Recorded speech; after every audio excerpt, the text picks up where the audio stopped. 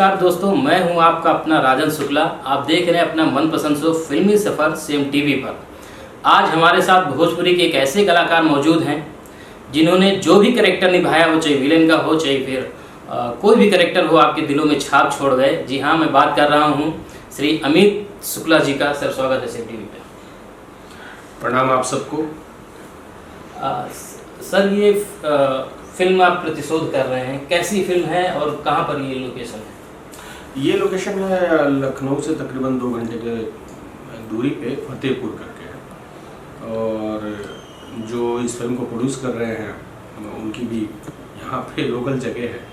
और ये thriller, action thriller, साजिशों का ताना बाना टाइप से, और लव स्टोरी तो होगी ऑफ कोर्स फिल्म में। तो इस तरह की लगभग कहानी है इसमें। सर, तमाम फिल्में आपने की, दर्शकों को खूब पसंद आई, मगर इसकी जो पहले की कहानी थी सर, फिल्मों में आना कैसे हुआ और वो पहला ब्रेक कैसे मिला, आपका जर्नी कैसे हुई? मैं एक्चुअली जब मैं मिशन स्कूल में पढ़ा हूँ, चर्च से पढ़ाई लिखाई किया हूँ, तो मेरी पहली एक्टिंग टीचर थी सिस्टर मार्था, जो वैसे ब्रिटेन की थी। कुछ एक मिशन थे जो मतलब क्या बोलते हैं उसको, जहाँ फंडिंग वहाँ से कुछ होती थी, अब वो भी इंडियन गवर्नमेंट के अंडर में है। तो पहली एक्टिंग टीचर तो वही थी, तो पहली गुरु तो मेरे लिए वही रही है। तो उनके सिखाए हुए चीज़ों से मैं अपने आप को और अपने अंदर ग्रोथ लाता गया। और तकरीबन स्कूल टाइम से ही स्टेज करना, प्ले ड्रामा करना शुरू कर दिया था। उसी दरमियान मैं बीए में पढ़ाई कर रहा था बेतिया में, मेरा होम टाउन। तो हमारे ही शहर के हैं मनोज वाजपेयी जी, उनकी सत्या रिलीज़ हुई थी। तो फिर थोड़ा और जुनून जागा और फिर मैं दिल्ली आ गया थिएटर करने। दिल्ली थिएटर किया, फिर वहाँ से डिप्लोमा भी किया, और फिर स्ट्रगल का सिलसिला शुरू हो गया मुंबई में। मुझे पहला ब्रेक मिला था अस्तित्व प्रेम कहानी, एक सीरियल थी, जी टीवी पे आता था, काफ़ी हिट सीरियल था। वो मेरा पहला ब्रेक था। फिर सीरियल में सिलसिला शुरू हो गया, होते होते कुछ एक सीरियल है जिन लीड भी किया। और फिल्मों में भी मेरी पहली फिल्म थी रावण, शाहरुख खान के साथ, छोटा सा रोल था।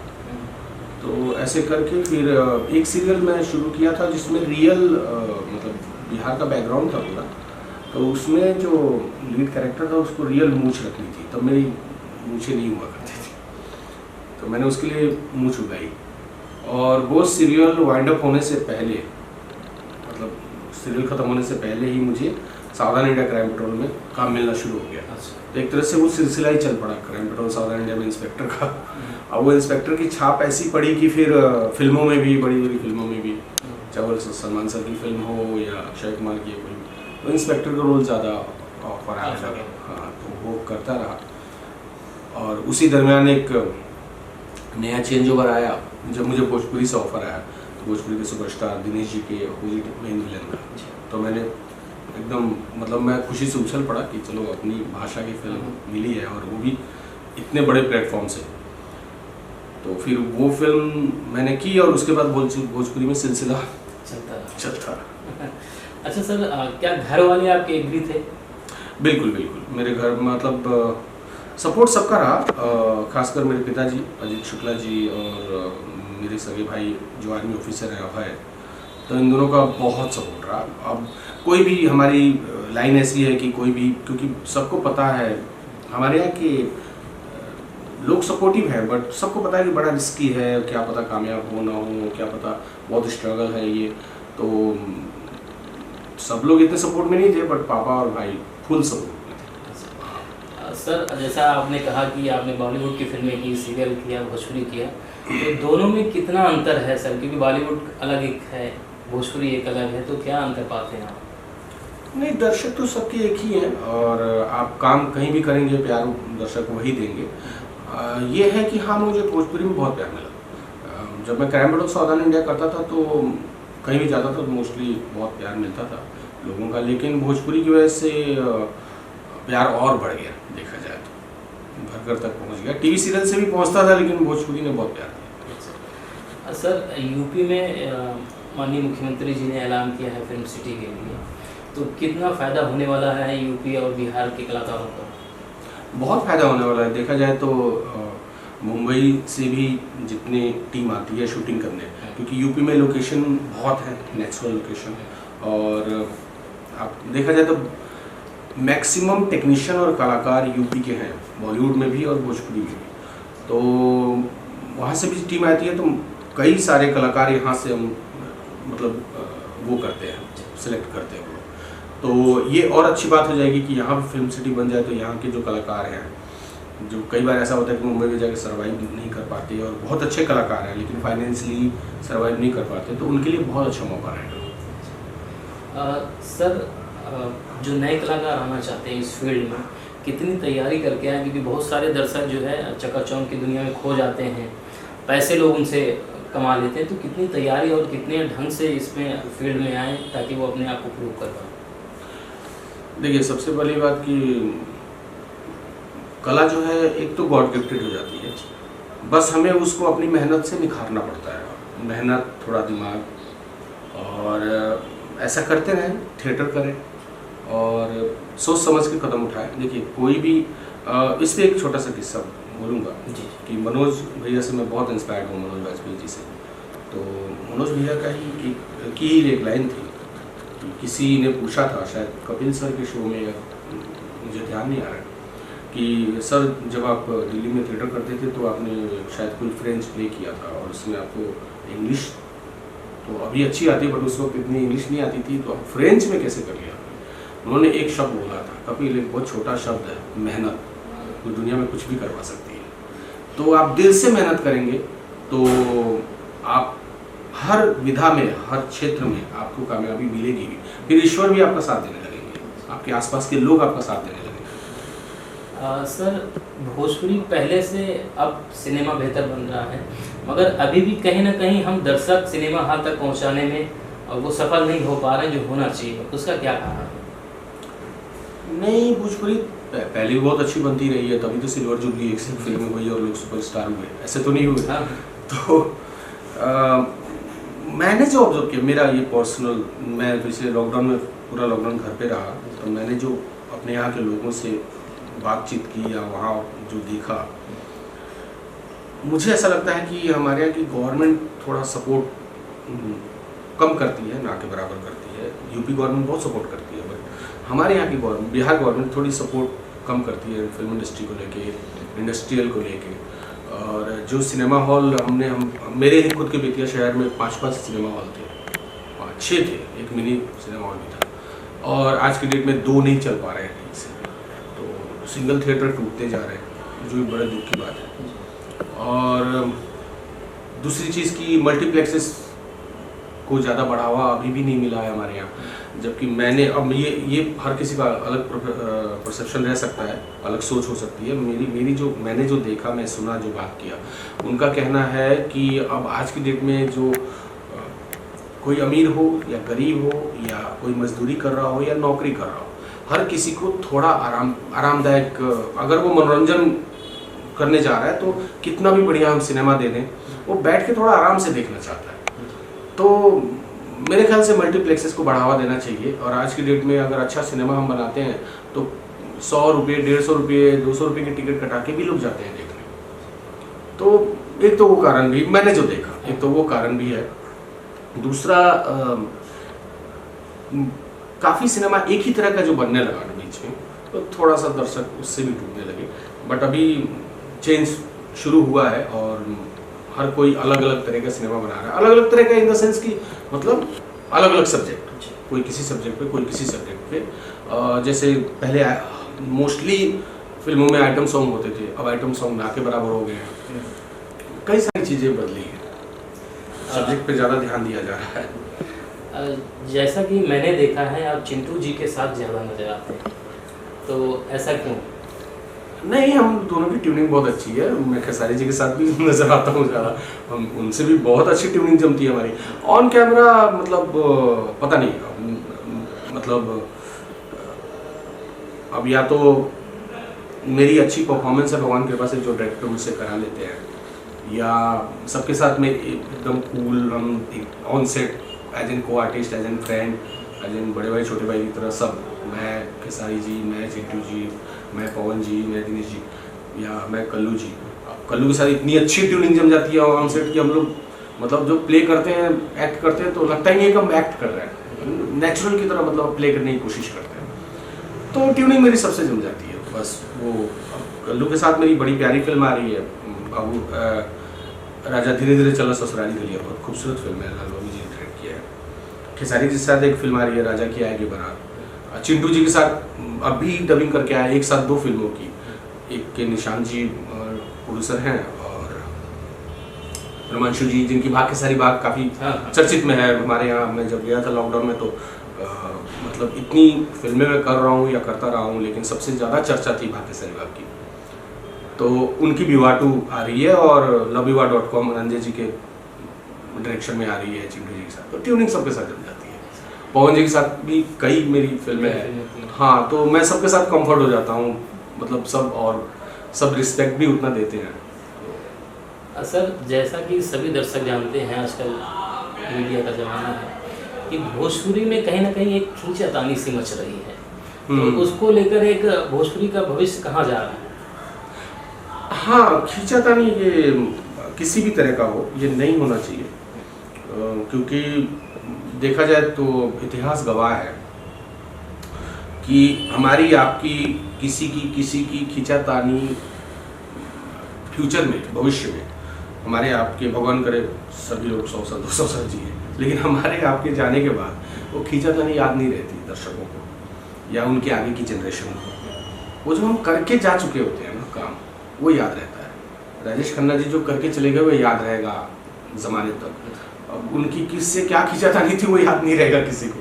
तो इन खींचातानियों से कोई ना फ़ायदा होने वाला है, ना कोई फ़र्क पड़ने वाला है। और मैं सबसे गुहार करूँगा कि सभी मेरे लिए बहुत प्यारे हैं कि आप लोग इतने अच्छे कलाकार हैं और सबके फेवरेट स्टार हैं, सबके फेवरेट एक्टर हैं, सबकी बात कर रहा हूँ मैं, अपनी भी बात कर रहा हूँ। तो हम आपस में इतने अच्छे से मिलजुल के काम करते हैं जिसका रिजल्ट भी दिखता है पर्दे पे। तो छोटी छोटी बातों को लेके आपस में ऑफ द कैमरा खींचातानी करके कोई फ़ायदा नहीं है, क्योंकि हम काम अच्छा करते हैं, भगवान की कृपा से हमसे काम अच्छा कराया जाता है, तो वो काम ही याद रखा जाएगा हमारे जाने के बाद। अच्छा, आपसे जानना चाहेंगे कि भोजपुरी में आपका फेवरेट स्टार कौन है? सभी अपनी अपनी जगह फेवरेट है। इसमें मैं, ऐसा नहीं है कि मैं किसी एक का नाम लूँगा तो दूसरा कोई बुरा मान जाएगा, ऐसा नहीं है। सभी इंटेलिजेंट है इतने, और मोस्टली मैं जिसके साथ भी काम किया हूँ तो मैं फुल कंफर्ट जोन मुझे मिला है, तो मेरे लिए तो सभी फेवरेट है। अच्छा, भोजपुरी में अभी ट्रेंड चल रहा है राजनीति में जाने का, जब से मनोज तिवारी जी सांसद हुए, रवि किशन जी हुए हैं, तो क्या आपका भी कभी राजनीति में जाने का इरादा? नहीं, इस पर एकदम खड़ी लाइन में जवाब है, बिल्कुल नहीं। क्योंकि मैं पॉलिटिक्स से मेरा बिल्कुल भी दूर दूर तक नाता नहीं है। और जो पॉलिटिक्स में जा रहे हैं तो ऐसा नहीं है कि खुद से भाग भाग के जा रहे हैं, ऐसा नहीं है। पार्टी बुला रही है, दर्शक करोड़ों लाखों दर्शक के फेवरेट हैं वो, इसलिए वो पार्टी बुला रही होगी कि हाँ भाई आइए, आप हमारे इनके दर्शकों के और जनता के फेवरेट हैं, तो आप हमारी पार्टी से चुनाव लड़िए। तो वो जाते हैं, चुनाव लड़ते हैं। सर, जितने भी एक्टर हैं ज़्यादातर भोजपुरी में सिंगर हैं, तो क्या आपने भी कभी गाने वाने का ट्राई किया? नहीं, मैं बाथरूम सिंगर भी नहीं हूँ। और ये सिंगिंग बहुत टफ विधा है, बहुत टफ जॉब है। हर किसी के, मतलब हम सभी कलाकार, चाहे वो एक्टर हो, टेक्नीशियन हो या गायक हो, सभी सरस्वती माता के वरदान से हम लोग, सरस्वती माता के आशीर्वाद से हम लोग काम करते हैं। लेकिन जो गले की बात है, वो सुर वाली बात, वो किसी किसी को विरासत में मिलती है और वो अपना निखार के आगे बढ़ जाते हैं, जैसे पवन जी। सर, आने वाली फिल्मों के विषय में आप क्या जानना चाहेंगे सर? हाँ, आने वाली मेरी फिल्में हैं, चिंटू जी के साथ है विवाह 2, विवाह एक फिल्म आ चुकी थी, विवाह 2, और loveviva.com, और खेसारी जी के साथ है राजा की आएगी बारात, कल्लू के साथ है, कल्लू बाबू के साथ 3-4 फिल्में एक साथ आ रही है, जैसे जान है, 1-2 फिल्म के नाम याद नहीं आ रहे। अभी रिसेंटली मैंने किया बहुत खूबसूरत फिल्म बाबू तनी धीरे धीरे चला ससुराली गलियां, वो बाबू की जगह कुछ और है, मुझे ध्यान नहीं आ रहा। और कई फिल्में हैं, कैसे उजाला प्यार पवन जी के साथ है, बॉस फिल्म आ रही है पवन जी के साथ, और घूंघट घोटाला 2 आ रही है परवेश जी की, एक पार्ट 1 आ चुकी है, उसका पार्ट 2 है। प्रेम गीत 2 आ रही है चिंटू जी के साथ, प्रेम गीत आ चुकी है, और प्रेम गीत में भी मैं था, प्रेम गीत 2 में भी, हाँ, दोनों हम साथ में थे। और प्रिया मिलन चौराहा चिंटू जी के साथ आ रही है, और भी ऐसी कई फिल्में हैं। प्रयागराज आ रही है कल्लू जी के साथ। ये सब बहुत अच्छी कुछ खूबसूरत फिल्में आ रही है। दबंग दमाद आ रही है अपने रितेश पांडे जी के साथ, और एक और फिल्म आ रही है रितेश जी के साथ जिसका नाम थोड़ा मैं मिस कर रहा हूँ। अच्छा सर, आजकल भोजपुरी में उठने के लिए जो नए नए गायक आ रहे हैं, कुछ भी गा रहे हैं, फुहड़ता उनके गानों में दिख रही है, तो क्या ऐसे वो अपनी जगह बना पाएंगे सिनेमा में? क्या कहना चाहेंगे? ये बड़ा सोचनीय विषय है, इस पे लंबी डिस्कस हो सकती है, तो अभी क्या बोलें। चलिए फिर भी कुछ सलाह अगर आप देना चाहेंगे। एक तो पहली चीज़ है कि कई लोग विरोध करते हैं जो अश्लीलता का, जो कि अच्छी बात है। तो इतने मिलियन व्यूज़ क्यों आते हैं, कैसे आते हैं? तो वो जो कई सौ मिलियन व्यूज़ जो आ रहे हैं, तो वो देख रहे हैं तो ही आ रहे हैं, तो उनको भी सोचना पड़ेगा कि नहीं, अच्छे गानों को सपोर्ट किया जाए, देखा जाए। जैसे अभी पवन जी का एक गाना आया था जो अभी हाल फिलहाल, तो इतना खूबसूरत सॉन्ग था, अश्लीलता बिल्कुल नहीं थी, बहुत ही खूबसूरत रोमांटिक सॉन्ग था। तो जब बारिश बन जाए, हाँ। तो सबने पसंद किया और बहुत प्यार मिला सबका। तो ऐसे ही अच्छे गाने मतलब बनेंगे तो भी बहुत दर्शक उतना ही प्यार देंगे। और क्या होता है कि कुछ नए सिंगर अभी आ रहे हैं और वो सोच रहे हैं कि नहीं, अश्लीलता के दम पे हम आगे बढ़ जाएंगे। तो चलिए, शुरुआत में तो आपके गाने कुछ हिट हो जाएंगे, बाद में जब आप एज एन एक्टर पर्दे पे काम करेंगे, या आगे जब आप जो हमारे पुराने सीनियर सिंगर हैं, स्टार हैं, उनकी तरह आप बनना चाहते हैं, तो आगे वो मेहनत करके आगे गए हैं, मेहनत करके आगे बढ़े हैं। सिर्फ गाने के दम पे नहीं गए हैं, गाने के दम पे पहचान मिली, लेकिन उस पहचान को यूटिलाइज करने के लिए उन्होंने आगे बहुत ज़्यादा मेहनत की।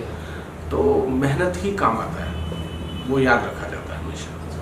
सर, फिल्मों में आप अभिनय कर रहे हैं, आपने बताया कि थिएटर से हैं आप, तो थिएटर और इसमें कैमरा में कितना अंतर है, क्या क्या उसमें? क्योंकि मैंने देखा है कि आप मंच पे खड़े हैं तो लास्ट दर्शक तक आपकी आवाज़ जानी चाहिए, हाँ। और इसमें सिचुएशन के हिसाब से बोलना पड़ता है, तो कितना हैंडल कर? थिएटर में ये होता है कि देखिए, परफॉर्मेंस का जो है, तो आपकी परफॉर्मेंस का जो मीटर होता है वो ऊपर नीचे आप कर सकते हैं। जैसे सिनेमा में मीटर कंट्रोल में थोड़ा करना पड़ता है, वहाँ आपको मीटर खोल के रखना पड़ता है। वो ऐसे मैं टेक्निकली नहीं समझा पाऊँगा, लेकिन थिएटर में ये है कि आपको अगर प्ले है तो पूरा वो एक ही बार में आप प्ले कर रहे हैं, वहाँ पे कट नहीं होता। यहाँ तो आप अगर लाइन भूल गए तो कट हो जाता है, आप फिर से बोल सकते हैं। और बाय द वे कट करके भी अलग अलग एंगल से शॉट लिए जाते हैं, तो आपके पास टाइम होता है कि चलिए, मास्टर में मैं थोड़ा फंबल कर गया, मास्टर में थोड़ा ऐसा हो गया, तो मैं क्लोज में और बेस्ट कर जाऊँगा। तो आपके पास अगर मास्टर 19 हुआ तो मैं क्लोज में इतना 20 कर दूंगा या 100% कर दूंगा। तो वो आपके पास ऑप्शन होते हैं, थिएटर में ऑप्शन नहीं होते हैं। वहाँ जो बेस्ट देना है एक ही बार देना है जब भी आप प्ले करते हैं, और एक बार में वहाँ बीच में आप ना फंबल मार सकते हैं ना वो कर सकते हैं। इसलिए तो थिएटर में आपको महीनों रिहर्सल करते हैं हम लोग। बहुत सारे सवालों का जवाब दिया सर ने, तो आपका भी अगर कोई सवाल है तो कमेंट्स कर सर से पूछ सकते हैं, या अगली बार मिलेंगे तो हम ज़रूर इनसे लेंगे सवाल। अच्छा सर, चलते चलते सेम टीवी के दर्शकों से क्या कहना चाहेंगे? बस मेरी आप सबसे दरख्वास्त है, प्रार्थना है, गुजारिश है कि जैसे आप दुनिया भर के सिनेमा को प्यार देते हैं, उसी तरह अपनी माटी के सिनेमा को भी बहुत सारा प्यार दीजिए। और आप प्रोत्साहन देंगे, आप हमें मतलब हिम्मत देंगे, तो हम अच्छी फिल्में बनाने की कोशिश करेंगे, और हमारे जितने सभी डायरेक्टर्स हैं, प्रोड्यूसर्स हैं, उनको प्रोत्साहन मिलेगा और वो अच्छा सिनेमा आपके सामने प्रस्तुत करेंगे। तो आप सबके सहयोग की बहुत ज़रूरत है।